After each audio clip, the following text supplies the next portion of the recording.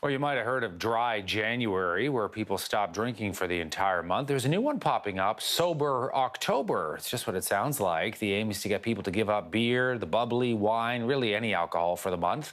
The main purpose of the challenge to cut booze for health reasons. And we certainly know that alcohol consumption is way up during this pandemic. So now comes the Sober October challenge, perhaps a bit more of a challenge in the middle of a pandemic. Let's go to London in the UK. Laura Willoughby is my guest, the co-founder of Club Soda. Hey, Laura, good to have you with us in Canada. Yeah, good to be with you.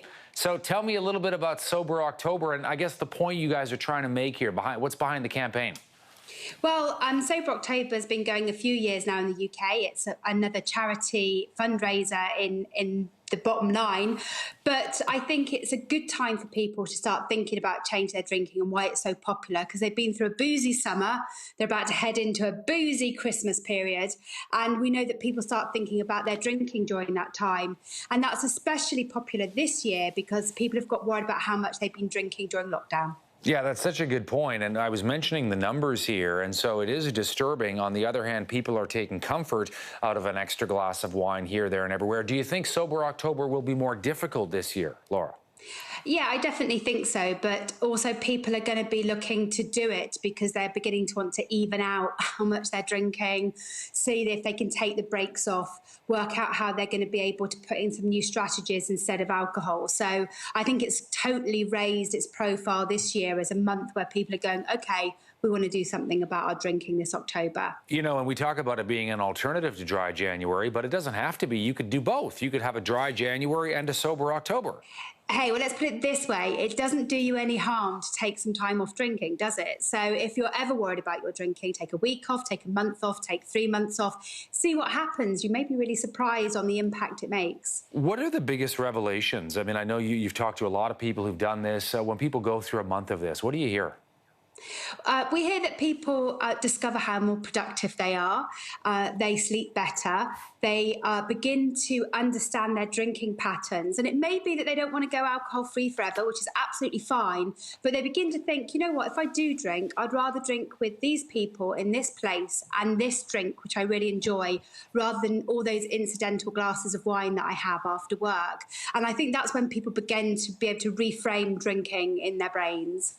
Yeah, you talked about learning your drinking habits and your drinking patterns. So give us an example here. Do you mean like when you drink the most and when are your most, quote, vulnerable times? Yeah, it's quite possible that when you finish work at the end of the day, you open that fridge without even thinking about it, pour a glass of wine before you've even noticed. They're those incidental, maybe mindless drinks rather than mindful drinks that people have. And it begins to expose those patterns. And they also maybe realise the people that they may drink far more than they want to with, and they may be able to look at how to manage those situations in the future so they don't end up a bit legless and with a hangover the following day. Because, you know, weekends are for enjoying, and they're really long without a hangover. They really are. I've been in that place more times than I'd like to admit here, and so I've learned a lot over the years. Tell me a little bit about some of the tips, you know, that you would suggest to people if they want to, you know, change some of those habits that they're not happy with, Laura. Well, first of all, reflect on the drinking that you think you've been doing and be honest with yourself. Are there times you could cut out? Are there times you drink that you don't particularly enjoy?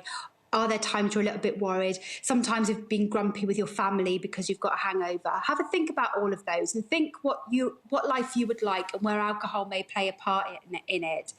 That will keep you motivated rather than trying to white knuckle it with willpower, because willpower alone won't do it. The second is to find your new favourite alcohol-free drink. And in Canada, you've got an amazing number of new alcohol-free drinks coming through. You've got the new Sobry alcohol-free gin. Liars have got a whole range of alcohol-free spirits. You've even got one of my favourite beers, which is Big Drop in Canada now. So there's actually some tipples that you can swap out some alcohol for an adult alcohol-free alternative. Still mark the end of day, the end of a work day, but have something nice but isn't going to do you any harm. And then finally, take note of some of the small wins. Everyone thinks that they're going to suddenly become a size 10, drop several dress sizes and become a perfect human being by the end of the month. That's not how it happens, guys. But what you might notice is you were less grumpy, you spent less incidental cash on taxis home, you were more productive, you felt calmer and more at ease because you were doing other things to alleviate your anxiety rather than drinking. So take note of those, because they'll be really important when you begin to plan what your relationship with alcohol is in the months ahead. Laura Willoughby joining us from London in the UK with the Sober October Challenge. Hey, great conversation. Great to have you with us in Canada, Laura. Yeah, great to see you too. Cheers to you. All right.